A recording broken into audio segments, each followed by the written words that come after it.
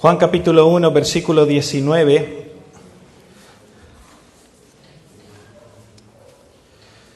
Vivimos en un tiempo muy interesante, ¿no crees?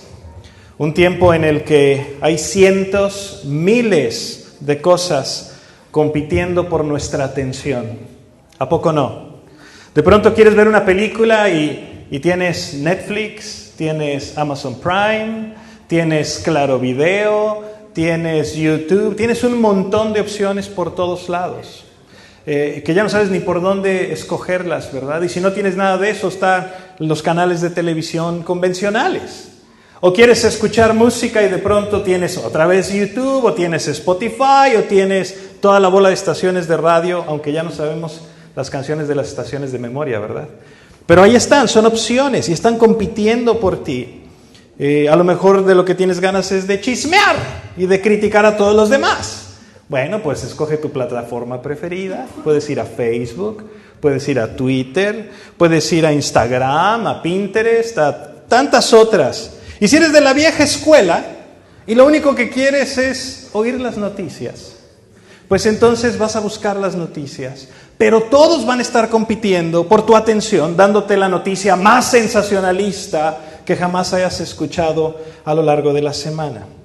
Y cuando quieres saber la verdad sobre alguna cosa, cada quien tiene un dato diferente. Buscas datos acerca del coronavirus y por ahí alguien te va a decir, no, es que ya estamos llegando en el apocalipsis. Una tercera parte de la tierra va a morir. Y tú, ¡oh! Y entonces vas a otro lugar y te dicen, no, hombre, nada que ver con el coronavirus. Más gente muere por la influenza estacionaria. Es más, hay tecatevirus y pacificovirus en Los Cabos desde hace 20 años, ¿verdad? Nomás abre cualquier cajuela y vas a ver. Es un relajo. Y de alguna manera ves todas estas noticias y no sabes cuáles son falsas, no sabes cuáles son verdaderas. Y entonces nos encogemos de hombros y decimos, pues ya se sabrá, ya veremos.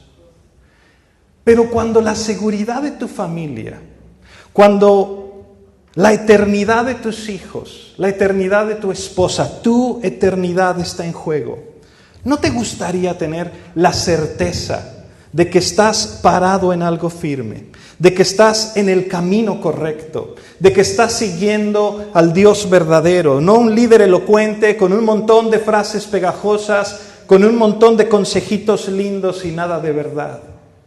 ¿No te gustaría eso? Así como redes sociales, así hay todo tipo de religiones, todo tipo de iglesias, todo tipo de sectas, de grupos que se dicen cristianos y que no lo son. Grupos que dicen que su Dios es el de a de veras y que están convencidos de que su verdad es la verdad. Pero no podemos encogernos de hombros, ¿verdad? Y decir, bueno, pues ya veremos, porque el ya veremos puede llegar demasiado tarde. Hay cientos de miles de personas en un lugar de tormento, hombres y mujeres, que seguramente habrían querido darse cuenta de las señales mucho antes del tiempo del ya veremos.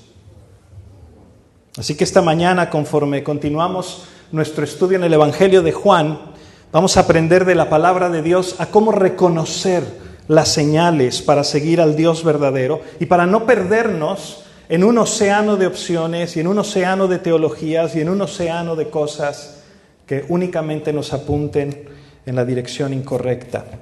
Con esto en mente, acompáñame a leer Juan capítulo 1, verso 19, y vamos a leer hasta el versículo 28.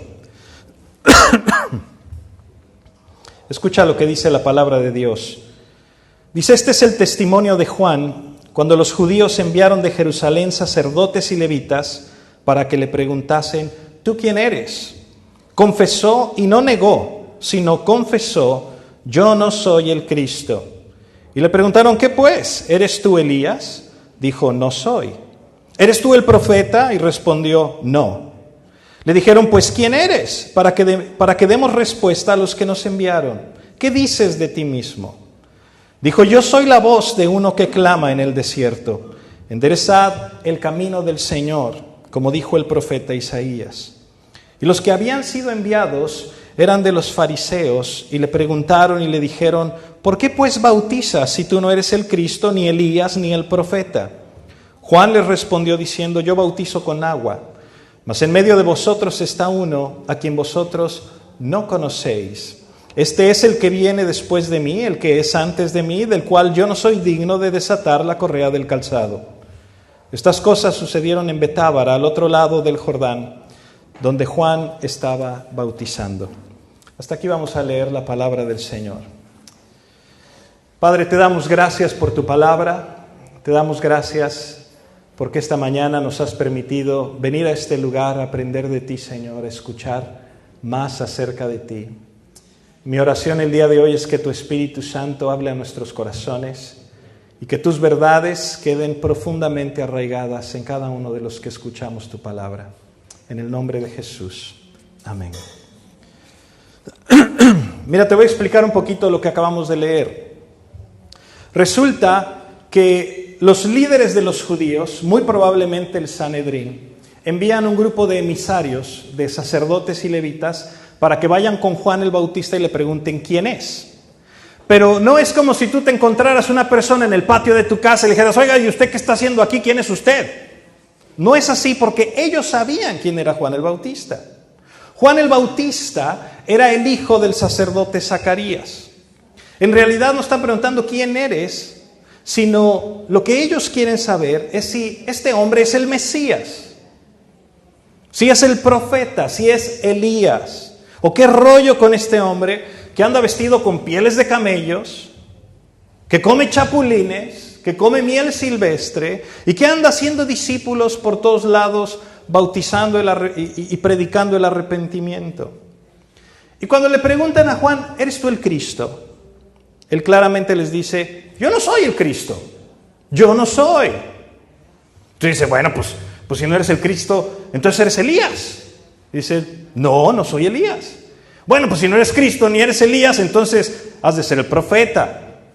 Y dice: no soy el profeta. Y entonces, completamente confundidos, le dicen: a ver, si no eres el Mesías, si no eres Elías, si no eres profeta, pues entonces ¿quién eres? Y lo que Juan les contesta es impresionante, porque les contesta con las Escrituras y los apunta a estos maestros de la Biblia verdaderamente al que sí es el Mesías. Pero ellos se quedan en blanco. Y si tú sigues leyendo el Evangelio, te vas a dar cuenta que no nada más se quedan en blanco, sino que más adelante fracasan en ver todas las señales que Dios les está dando. Y no nada más se pierden todas estas señales y todos estos anuncios que les apuntan a Jesús, sino que además lo empiezan a perseguir y empiezan a buscar matarlo gran parte de su ministerio. Hacen circo, maroma y teatro para frenar y destruir todo lo que Dios está haciendo. Ahora, quiero que sepas que estos señores no eran el repartidor de pizzas, no era el pescador de naranjas, no eran los locos del pueblo, eran los eruditos, eran los estudiosos de la palabra, eran los que de alguna manera estaban letrados, los que le daban liderazgo al pueblo. Más adelante Jesús diría de ellos en Mateo 16:2, dice: ustedes ven al cielo y pueden decir: wow, va a ser un gran día, porque está arrebolado. O por la mañana va a haber tempestad, porque está nublado. Y les dice Jesús: hipócritas, pueden distinguir el aspecto del cielo, mas las señales de los tiempos no las pueden ver. En otras palabras, como dicen allá en Michoacán, estás viendo y no ves. Es lo que les está diciendo. Porque para que te des una idea, antes de que naciera Juan, su padre Zacarías y su madre Elizabeth ya habían estado casados por muchísimos años. Ya los dos estaban viejitos y no tenían hijos. Porque, ¿qué crees? Elizabeth era estéril. De manera que un día le toca en suerte a Zacarías ofrecer incienso en el lugar santo del templo. Quiero que podamos entender que esto era algo impresionante para el sacerdote, porque había muchísimos sacerdotes y no era algo común que fueras y entraras al templo, al lugar santísimo, a ofrecer incienso. Pero nos dice la palabra de Dios que ese día le tocó la suerte a Zacarías. Él va al lugar santo, está emocionado, me imagino yo, contentísimo de poder ofrecer incienso ante la presencia de Dios, de donde está él en el lugar santo, a donde está la presencia de Dios continuamente. Le separaba una cortina. Y te puedes imaginar a Zacarías gozoso, feliz, alegre, adorando a Dios con esta gran responsabilidad. Y mientras está en medio de toda esa gratitud y de toda esa alegría, ahí mismo en el lugar santo se le aparece el ángel Gabriel. Y le anuncia que va a tener un hijo, y le dice que le va a poner por nombre Juan, y que va a ser lleno del Espíritu Santo, y que vendría en el poder de Elías para preparar el camino del Mesías. Y si tú lees la historia en el capítulo 1 de Lucas, te acordarás que Zacarías no le cree al ángel. Y como no le cree al ángel, la señal es que se iba a quedar mudo hasta que naciera Juan. Cuando nace Juan, les cuenta a todos la historia. Les cuenta a todos lo que yo te acabo de platicar que le ocurre. Y de hecho dice Lucas 1:65 que cuando por fin habló y les contó todas estas cosas, dice, se llenaron de temor todos sus vecinos. Y en todas las montañas de Judea se divulgaron todas estas cosas. Y todos los que las oían las guardaban en su corazón diciendo, ¿quién pues será este niño? Y la mano del Señor estaba con él. Todo mundo conocía la historia de Juan. No era como que un loco nomás un día se puso ahí a bautizar gente. ¿Te das cuenta? Tienes a este sacerdote que sale del lugar santo pálido, que no puede hablar, completamente mudo. En su vejez, siendo estéril su mujer, Dios le da a luz un hijo que fue anunciado por el ángel que está en la presencia de Dios. Además, el ángel anuncia que este bebito vendría en el poder de Elías y que sería lleno del Espíritu Santo. Imagínate esto, en 400 años de historia, Israel nunca había visto una aparición de un ángel o a un profeta para ese fin. Y ves todas estas cosas y la gente está asombrada. Y en lugar de ir tú y averiguar quién es este hombre, mandas a un grupo de emisarios a preguntarle, ¿quién eres? ¿Tú quién eres? Una de dos, o no te interesa y nada más quieres quedar bien con la gente, o le andas buscando 3 pies al gato para echarlo para afuera. Qué gente, ¿no? A veces pienso que nosotros somos iguales a estas personas que mandaron preguntar a Juan, o incluso los que fueron. Estamos tan desconectados de las cosas de Dios. Estamos tan distraídos con nuestras propias actividades, nuestro trabajo, nuestra escuela, nuestros hijos, nuestros propios deseos, que a veces creo que si nos encontráramos a Jesús en la calle no lo reconoceríamos. Vivimos tan ausentes de la voluntad de Dios que cuando enfrentamos decisiones difíciles en nuestra vida, preferimos que alguien más decida por nosotros antes que tomar la decisión que sabemos que honrará a Dios. Ay, pastor, pero es que es tan difícil descubrir cuál es la voluntad de Dios. Perdóname, eso no es lo difícil. Lo difícil es renunciar a tu voluntad. Dejar de hacer lo que tú quieres, como tú quieres, cuando tú quieres, donde tú quieres. Verdaderamente rendirle tu voluntad a Dios. Eso es lo difícil. Deja de pensar que necesitas que se te aparezca un ángel para decirte si es por la derecha o por la izquierda. Deja de pensar que necesitas que se te aparezca Cristo resucitado, así como se le apareció a Pablo. O que quieres tener un sueño, o que quieres tener una visión o una experiencia sobrenatural. ¿Sabes? En la Biblia son contaditas las ocasiones en las que la gente tuvo sueños, visiones y experiencias sobrenaturales. Y no nada más eso. Todos los casos que leemos en la Biblia son claves en la historia de la redención. Ahora, por si fuera poco, déjame decirte algo. Dios ya hizo el milagro. Un milagro mucho más objetivo que un sueño, que una visión, que una aparición. El milagro de darnos su voluntad por escrito. Él ya lo hizo. Escúchame, la Biblia es el milagro de la palabra de Dios. Dios ya nos habló con la autoridad de Dios, con la suficiencia de Dios, sin errores, sin contradicciones, como es Dios. En otras palabras, hermano, Dios ya se comunicó contigo. ¿Qué más quieres? ¿Qué más queremos? Es lo mismo que le dice Juan a los sacerdotes, a los levitas. Mire el verso 23. Les dice, yo soy la voz de uno que clama en el desierto. Enderezad el camino del Señor, como dijo el profeta Isaías. ¿Qué está haciendo? Los está apuntando a la Biblia. Hace referencia a un pasaje en Isaías capítulo 40, en el que Dios ya había anunciado que antes de que viniera el Mesías, tenía que venir un profeta a preparar el camino para Dios. Alguien que llevara al pueblo de Dios al arrepentimiento. Alguien que fuera quitando las piedras del camino. Y Juan dice que Él es esa persona de las que hablan las Escrituras. Y se me hace algo tan tremendo. Y algo que no debes pasar de largo, porque básicamente les está diciendo, hey, ¿por qué no leen su Biblia?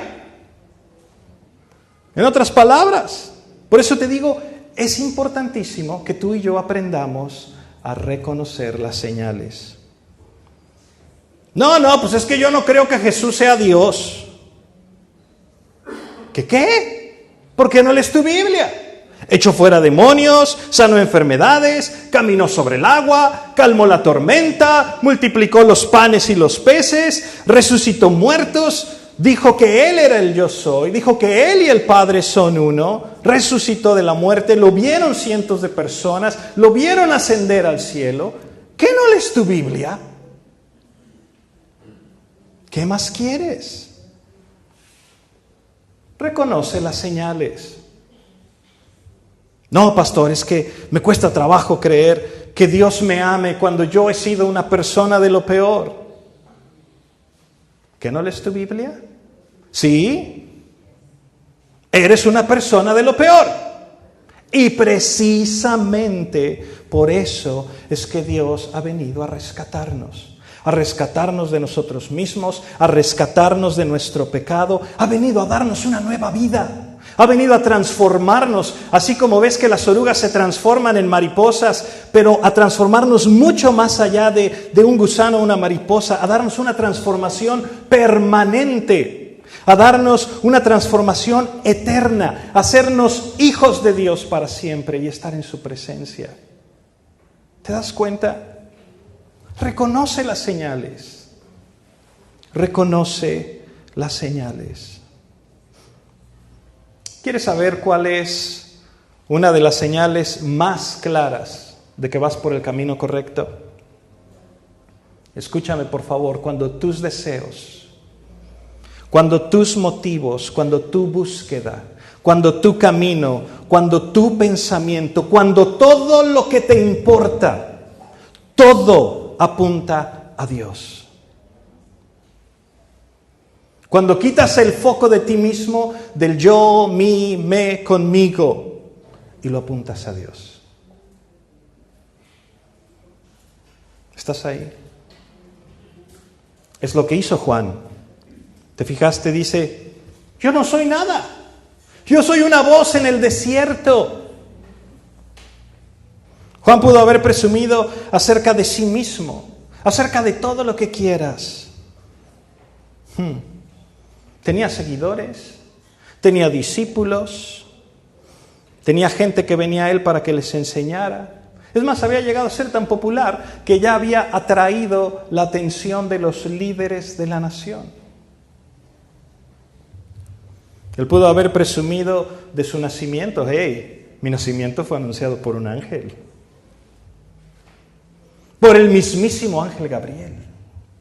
Él pudo haber presumido de sus días de soledad en el desierto, de su contemplación y su espiritualidad en el desierto, de las revelaciones que Dios le había dado. Después de todo, en 400 años Dios no le había hablado a nadie. ¿Y a quién crees que le habla primero? A Juan. Juan pudo haber convencido a la gente: ustedes tienen que ser como yo. Desde que él nació, nunca probó una gota de vino. Jamás. Fue nazareno de nacimiento y todo el rigor de ese voto espiritual, él lo cumplió. Vivía una vida físicamente pura, incontaminada. Es más, desde antes de su nacimiento, dice la Biblia, que fue lleno del Espíritu Santo. Si alguien tenía de qué presumir, era Juan. Y pudo haberse colgado de todo. Pudo haberle dicho a la gente: hey, tienes que seguir la dieta que yo sigo, la dieta de los chapulines y la miel silvestre. Vas a ver, ¿te va a funcionar? Chiquiti, wow. Podía haber hecho todo esto. Pero ¿sabes qué hizo? Este hombre apuntó a Dios. Reconoció que él no era nada, que no era ni siquiera como el más bajo de los criados. En aquella época en algunas casas tenían varios sirvientes y cuando tú entrabas, el sirviente más bajo era el que te desataba el calzado para lavarte los pies. Y cuando él habla de sí mismo y cuando él habla del Mesías, dice: yo ni siquiera soy digno de desatar el calzado de sus pies. Reconoce las señales. Al principio te contaba que estamos inundados de cosas que quieren llamar nuestra atención y nuestra lealtad. Observa, sé cuidadoso, observa cuántas de esas cosas apuntan a Dios y cuántas de todas esas cosas en realidad te están alejando de Él. Hay farsantes por todo el mundo. Eso sí te dicen: tú tienes que ser como ellos. Tú tienes que seguir sus dietas. Tú tienes que seguir sus doctrinas. Ellos son los que se glorifican a sí mismos. Te predican de ti, de que tú tienes que ser feliz, de que tú tienes que estar sano, de que tú tienes que ser próspero. Y todas sus conversaciones giran en torno a ellos. Oh, lo que yo he hecho, a dónde yo he ido, lo que Dios me ha bendecido a mí. Y si no es en torno a ellos, es en torno a ti. Tú tienes que ser como yo. Y sabes, Dios se vuelve un pie de nota en sus discursos. Pero no es nuevo. La Biblia ya nos advertía de esto. Segunda de Timoteo 3, fíjate lo que dice. Dice: también debes saber esto, que en los postreros días vendrán tiempos peligrosos, porque habrá hombres amadores de sí mismos, avaros, vanagloriosos, soberbios, blasfemos, desobedientes a los padres, ingratos, impíos, sin afecto natural, implacables, calumniadores, intemperantes, crueles, aborrecedores de lo bueno, traidores, impetuosos, infatuados, amadores de los deleites más que de Dios, que tendrán apariencia de piedad, pero negarán la eficacia de ella. Escucha lo que dice: a estos evita, porque de estos son los que se meten en las casas y llevan cautivas a las mujercillas cargadas de pecados, arrastradas por diversas concupiscencias. Estas siempre están aprendiendo y nunca pueden llegar al conocimiento de la verdad. Y se autoproclaman pastores, apóstoles, profetas, evangelistas, misioneros, y su principal Dios es el vientre o su bolsillo, su interés personal. No tienes idea la cantidad de historias que he escuchado en Centroamérica, en Asia, en África, en México, en Norteamérica, en Canadá, de este tipo de gente y el daño que le hacen a la iglesia del Señor. Y abusan y explotan la ignorancia de la gente. Pero ahí mismo, ahí en 2 de Timoteo 3, más adelantito, nos da el antídoto, escucha. Dice: pero persiste tú en lo que has aprendido y te persuadiste, sabiendo de quién has aprendido y que desde la niñez has sabido las sagradas Escrituras, las cuales te pueden hacer sabio para la salvación por la fe que es en Cristo Jesús. Dios mismo te ha dado su palabra. No te dejes chamaquear, no te dejes engañar. Hay muchos charlatanes. Pero sabes, antes de que te quedes ahí pensando, híjole, sí, qué grueso, qué gente tan malvada, pobre gente engañada, déjame hacerte una pregunta muy delicada, más cercana a casa. Como papá, como mamá, como hermanos, ¿estás apuntando a los demás hacia Dios o los estás apuntando hacia ti mismo? Porque como padres es bien fácil decirle a nuestros hijos, aquí se hace lo que yo digo, te guste o no te guste. Y si no te gusta, ahí está la puerta. Y está muy ancha. Y llégale. Muy fácil decirles así.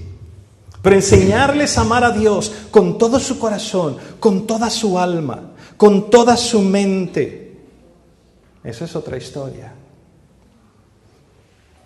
Es muy fácil como esposa criticar al marido y señalarle todo lo que hace mal, o todo lo que no hace en la casa, o todo lo que no hace con sus hijos, y lo mal padre, y lo mal esposo, y lo mal yerno que puede ser, y que el hombre satisfaga mis deseos, mis caprichos, pero apuntarlo hacia Dios, a que sea el hombre que Dios quiere que sea, a que sea la cabeza del hogar que Dios quiere que sea, y como esposas ayudarles a que lleguen ahí. Es otra historia. Y esa es la parte difícil. Pero sabes, también es la parte que dijimos que haríamos cuando venimos a Cristo. No dijimos, Señor, ven a mi corazón para que hagas todo lo que yo quiera. Sino que dijimos, Señor Jesús, te entrego mi vida para que tú hagas con ella todo lo que tú quieras. ¿Ves la diferencia? Ahora tu vida le pertenece a Cristo.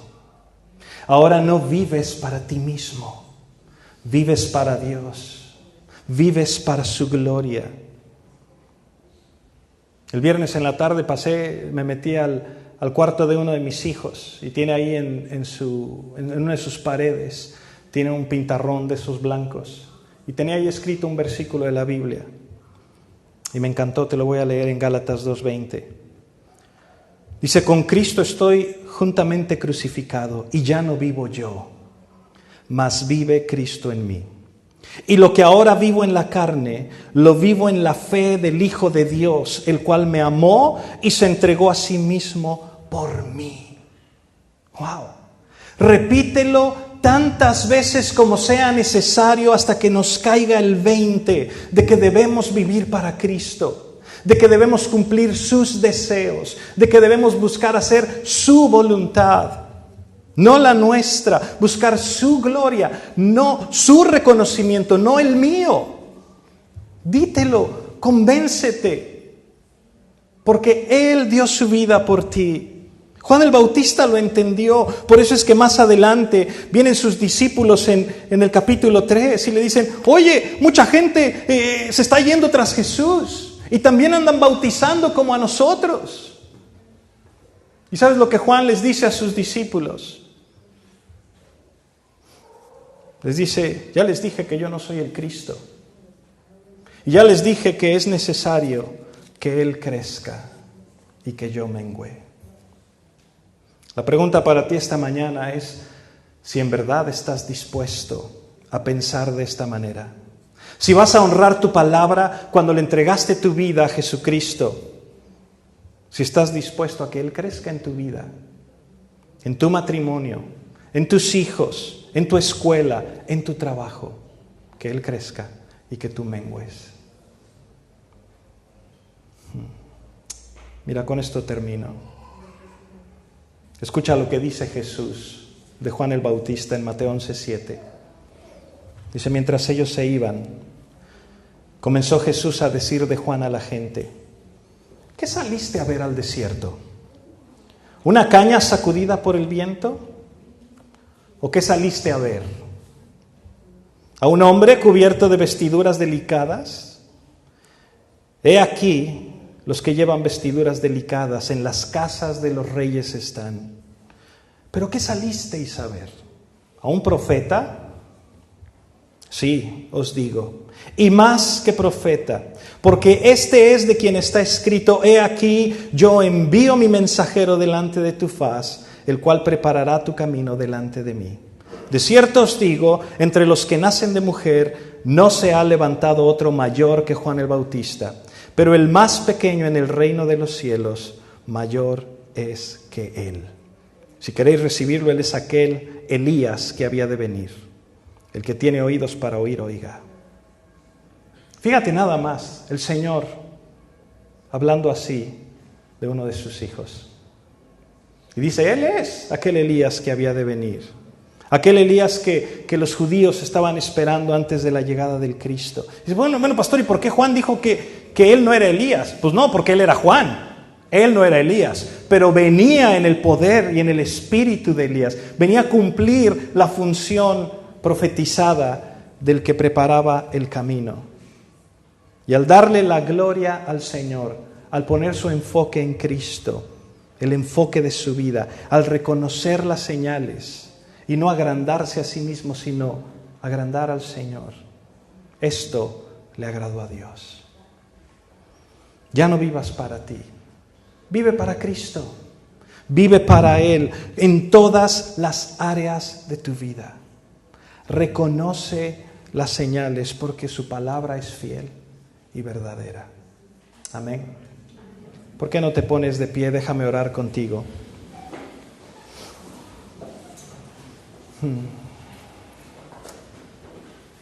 Padre, qué maravilloso es estudiar tu palabra. Qué hermoso es aprender de ti, Señor, y lo que tú hablas a nuestras vidas. Qué reto tan grande.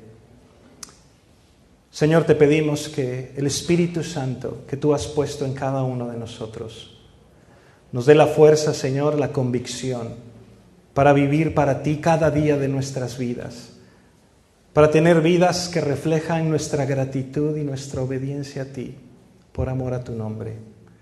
Gracias, Señor. Gracias por todo lo que tú has hecho en nosotros.